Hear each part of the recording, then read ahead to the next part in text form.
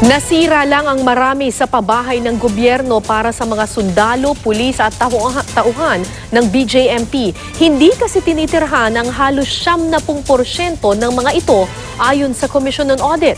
Saksi si Ivan Mayrina.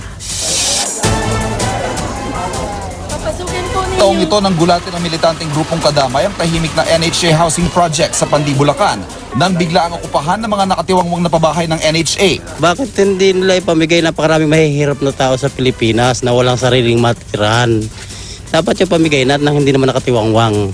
Sa 2016 report na inilabas ng Commission on Audit o COA sa National Housing Authority, lumalabas sa hindi lang Pandi, Bulacan ang problema ng mga pabahay na nakatiwangwang. Isa sa mga puna ng COA sa mga housing projects ng NHA ay ang mababang occupancy rate.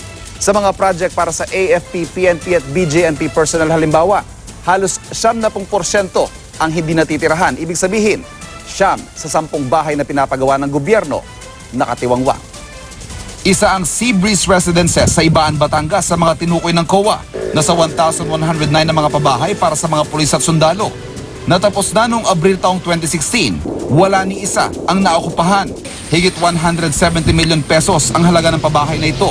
Sa San Benito Plains sa La Union naman na pabahay din para sa mga pulis at sundalo. Iilang unit lang ang okupado. Mas marami ang mga bahay na nagkasira-sira na.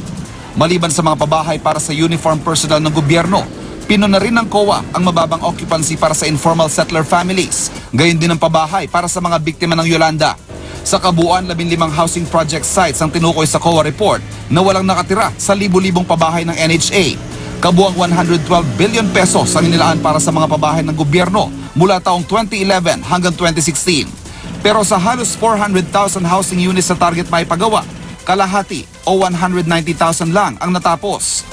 Sa Sofiaville sa General Santos City, patuloy pa ang pagtatayo sa mga housing units para sa AFP at PNP. Sinubukan namin kunin ang panig ng NHA tungkol sa COA report, pero marami raw sa mga ipinunto rito ay nangyari sa nakaraang administrasyon. Pag-aaralan daw muna nila ang report. Ako si Ivan Mayrina, ang inyong saksi.